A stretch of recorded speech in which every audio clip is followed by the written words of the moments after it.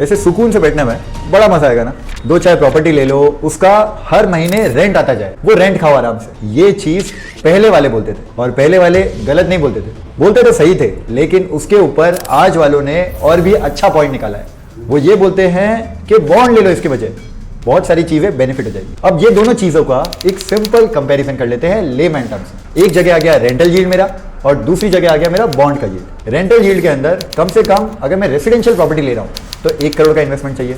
अगर 1 करोड़ की प्रॉपर्टी है तो जाके वो मुझे 20,000 रुपए का रेंट दे पाएगी पर मंथ। तो 20,000 रुपए मल्टीप्लाइड बाई 12, 2,40,000 का रेंट, यानी कि हो गया 2.4% रेंटल यील्ड। लेकिन अब कोई लोग बोलेंगे कि भाई हर साल इसका एप्रिसिएशन भी होगा, बराबर होगा, लेकिन एप्रिसिएशन हर साल नहीं होता है, हर 3 से 5 साल में होता है। तो वो भी अगर अपन थोड़ा ऐड कर लेते हैं तो ओवरऑल देखा जाए तो 5% से ज्यादा यील्ड नहीं आएगी, यानी कि 5% से ज्यादा रेंट नहीं आ पाएगा। उसी जगह कमर्शियल प्रॉपर्टी देखते हैं। अब कमर्शियल प्रॉपर्टी में रेंट ही 4 से 5% आ जाता है। उसके बाद प्रॉपर्टी का प्राइस बढ़ेगा तो मिला के पकड़ लो 6-8% बैठता है। ये हो गया मेरा कमर्शियल प्रॉपर्टी का। इसी के साथ अपन कंपेयर करते हैं बॉन्ड का यील्ड। बॉन्ड का यील्ड अगर गवर्नमेंट वाले बॉन्ड यील्ड में डालता हूं तो 8% मिलता है मुझे। 8% सेमी एनुअली, यानी कि हर 6 महीने में मिलेगा मुझे। ये गवर्नमेंट बैक्ड सिक्योरिटीज रहती है, रिस्क बहुत ज़्यादा कम, गवर्नमेंट वाली चीज़ है तो कभी भी उड़ के नहीं जाएगी, अपने को पूरा पैसा मिलेगा। लेकिन थोड़ा कॉर्पोरेट वाले बॉन्ड्स पे जाते हैं तो वहां पे अपने को 10% तक मिल सकता है। ये भी रिस्क फ्री है, बहुत बड़ी बड़ी कंपनीज, गवर्नमेंट बैक कंपनीज इसके ऊपर अपने को इंटरेस्ट देती है। तो ये हो गया मेरा रिटर्न का परसेंटेज। दूसरी चीज, रिस्क कितना है। रिस्क अगर देखा जाए प्रॉपर्टी में तो मॉडरेट से लेके हाई है। क्यों? क्योंकि भले ही आपने प्रॉपर्टी खरीद ली है, लेकिन क्या वो रेंट पे चढ़ पाएगी कि नहीं, रेंट पे जाएगी, कब जाएगी, वैकेंसी का रिस्क भी है उसके अंदर।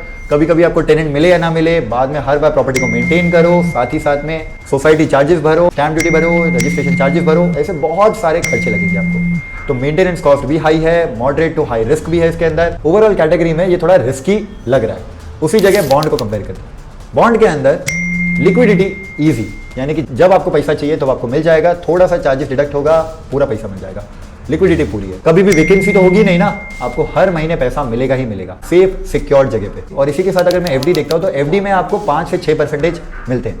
यहां पे देखा जाए तो ज्यादा परसेंटेज रिटर्न मिल रहा है, which is very good point. Liquidity अच्छी है, मेंटेनेंस कुछ भी नहीं करना है, किसी का झोल झपेटा नहीं, यानी कि सारा का सारा पैसा आपके पास आएगा प्री टैक्स। सेम वे आपका जो प्रॉपर्टी है ये भी प्री टैक्स ही है, दोनों टैक्स से पहले की बात कर रहे हैं। लेकिन अगर आप प्योरली इन्वेस्टमेंट पर्पज देख रहे हो, तो अगर आप सेल्फ ऑक्यूपेंसी देख रहे हो, घर आप सेल्फ ऑक्यूपाई करोगे, दुकान आप सेल्फ ऑक्यूपाई करोगे, अपने बिजनेस के लिए यूज करोगे, तो हर बार आपको प्रॉपर्टी ही अच्छी दिखेगी। इन्वेस्टमेंट पर्पस है तो ये दोनों में चूज कर सकते हो।